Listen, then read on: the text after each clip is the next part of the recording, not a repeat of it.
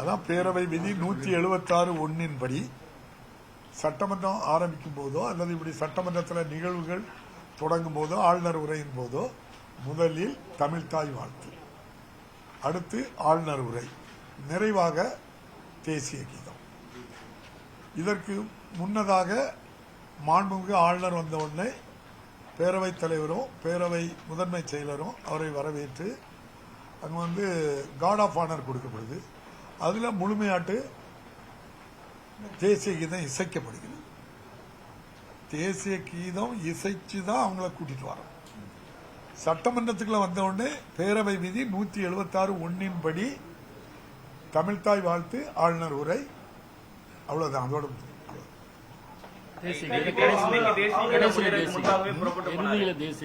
அப்ப இறுதியில தேசிய கீதம்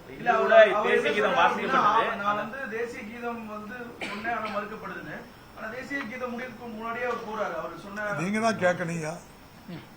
நீங்க தான் மாண்புமிகு ஆளுநர் அவர்களை அழைத்து நம்முடைய சட்டப்பேரவையிலுள்ள முதல் நாள் ஆளுநர் உரையுடன் தொடங்குவது மரபு. பல மாநிலங்களில் இவ்வாறு இவர்கள் சில இப்படிப்பட்ட நிலைப்பாடை எடுக்கிறதுனால பல மாநிலங்களை கூப்பிடுறது இல்லை ஆளுநரை. இப்ப தெலுங்கானாவில் சந்திரசேகர் அவர்கள் மாண்புமிகு முதலமைச்சராக இருந்தாங்க, தமிழிசை அம்மா அங்க கவர்னராக இருந்தாங்க, கூப்பிடுறதே கிடையாது. இல்ல, அது இங்க மாண்பை மதிக்கக்கூடியவங்க, சட்டத்தை மதிக்கக்கூடியவங்க, நம்முடைய மாண்புமிகு முதல்வர் அவர்கள் அதுதான் சொன்ன. எவ்வளவோ கருத்து வேறுபாடுகள் இருந்தாலும், அது கொள்கை சித்தாந்த ரீதியில பல வேறுபாடுகள் இருந்தாலும் எதுவாக கடைபிடிக்கப்படும்? மாண்பு சட்டம் என்ன சொல்றா அதான். இந்திய அரசியலமைப்பு சட்டத்தில் ஆளுநரை அழைச்சி ஆளுநர் உரையாற்றன்னு சொல்றாங்க, அதை கடைபிடிக்கிறோம். அதுக்கு முறையா போய் நானும் நம்ம செக்ரட்டரியும் போய் அவங்கள போய் வரவேற்கிறோம். பாருங்க, எழுதி கொடுக்கிற உரை அப்ரூவ் பண்ணி தான் அதை பிரிண்ட் பண்ணியிருக்கு, அதைத்தான் வாசிக்கிறாங்க. அதுல எந்த விதமான உண்மைக்கு புறம்பான எந்த செய்தியும் இல்லை, எந்த அரசையும் குறை கூறியும் அதுல எந்த வார்த்தையும் பயன்படுத்தப்படல. அப்படி நாகரிகமான உரையைத்தான் வாசிக்க சொல்லியிருக்கு. அவங்க அதுல ஒரு பகுதியை முதல்ல வாசித்துட்டு பிறகு கடைசி பக்கத்தை வாசித்து நிறுத்திட்டாங்க, பிரச்சனை இல்லை. அதே மாதிரிதான் கேரள ஆளுநர் கடைசியில் 4 வரியை வாசித்துட்டு முடிச்சுட்டாங்க. அது ஒரு அதுக்கப்புறம் அவை மாண்புப்படியாவது உட்கார்ந்து தேசிய கீதம் பாடுவர இருக்கணும்ல. அதுக்கப்புறம் தன்னுடைய கருத்தை சொல்றாங்க. இந்த பேரவை இந்திய அரசியலமைப்பு சட்டப்படி பேரவை விதிப்படி நடத்துகிற சட்டமன்றம். இதுல அவங்க அந்த வரம்பை மாத்தியோ ரூலை மாத்தியோ சட்டமன்ற இந்திய அரசியலமைப்பு சட்டத்தை மாத்தியோ அவருடைய விருப்பத்தை தெரிவிப்பது முறையில்லை, நாகரிகம் இல்லை. ஒப்புதல் வாங்கிட்டு அது வாசிக்கப்பட்டன்னு சொல்றீங்க. ஒப்புதல் வாங்கிட்டு தான் பேரவையில் வாசிக்கப்படுது. அப்படி இருக்கும்போது கடந்த முறை இது போன்ற ஒரு நிகழ்வு நடந்திருக்கு. இப்ப பேரவையில் வாசிக்க தொடங்கிட்டு இறுதி வாசிட்டு போன ஏதாவது உள்நோக்கத்தோட தான் ஆளுநர் செயல்படுறாரு. அதான அந்த வார்த்தைகள் சொல்றாங்க. அவங்களுக்கு சில அவருடைய எண்ணம் முதல்ல ஜனகணமன படிக்கணுங்க. நம்ம பேரவை விதிப்படி முதல்ல தமிழ்தாய் வாழ்த்து, நம்ம தமிழ்நாடு முழுதுமே முதல்ல தமிழ்தாய் வாழ்த்து பாடுவோம், நிறைவா ஜனகணமன தேசிய கீதம் பாடுவோம். நம்ம இந்தியாவில் தமிழ்நாட்டை விட சிறந்த நம்முடைய தேசப்பற்று உள்ளவர்களோ சுதந்திர போராட்டத்துக்கு தியாகம் பண்ணவங்களும் வேற எங்க இருக்காங்க சொல்லுங்க?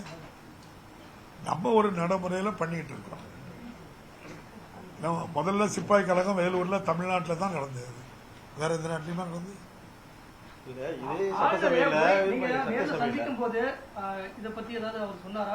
இந்த வருஷம் நானும் நம்ம செக்ரட்டரி தான் போனோம், கேளுங்க, எதையும் சொல்லல. நான் கண்டிப்பா வந்திருந்தேன், நாங்க வந்துட்டாங்க. அது அரசு சம்பந்தப்பட்டதுமா.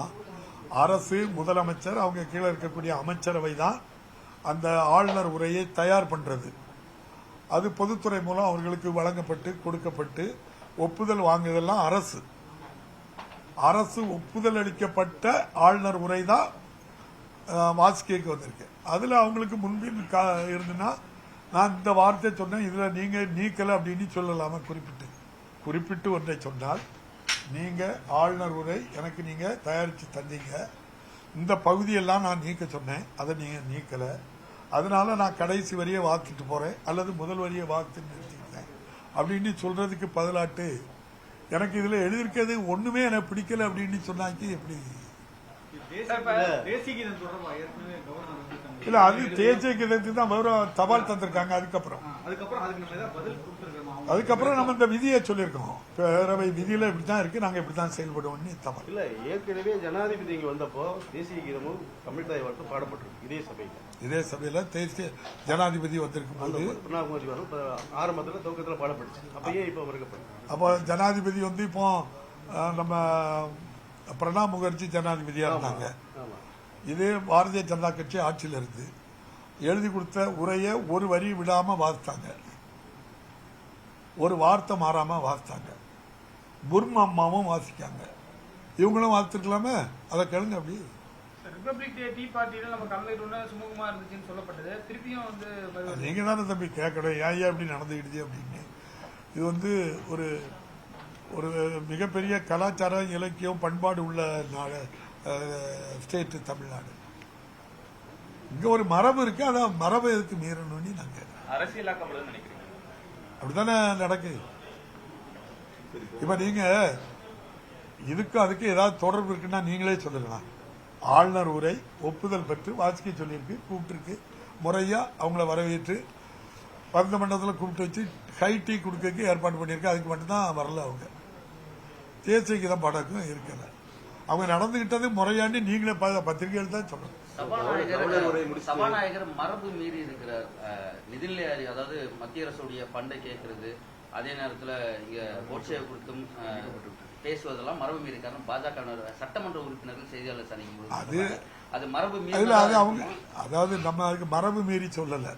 ஆளுநர் நீங்க இப்படி சொல்லியிருக்கீங்களா நியாயமா? தமிழ்நாட்டு மக்களுக்கு ஒரு எண்ணம் இருக்கு, பாரத பிரதமருடைய ஒரு நிதி இருக்கு, பிஎம் கேர் ஃபண்டு.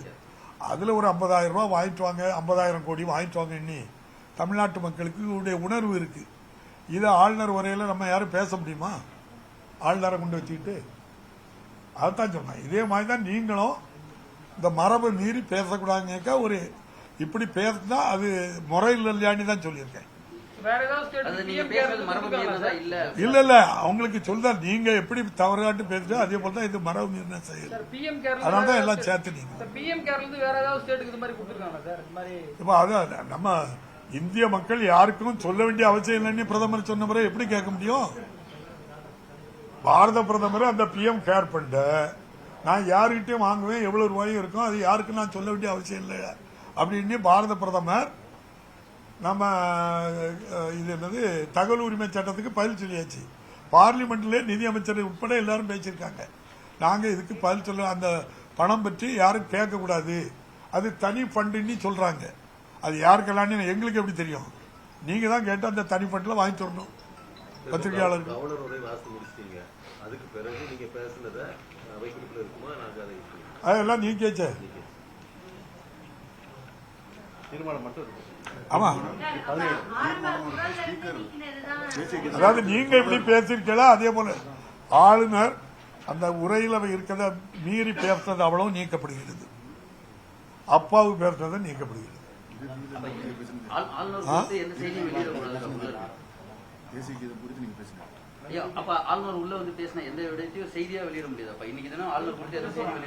இல்ல நம்ம இது இருக்கு இல்லையா தம்பி, அந்த அச்சடிக்கப்பட்ட தமிழ் ஆங்கில சொற்கள் அதை மட்டும்தான் பயன்படுத்தலாம், வேற எதுவும் பயன்படுத்த முடியாது.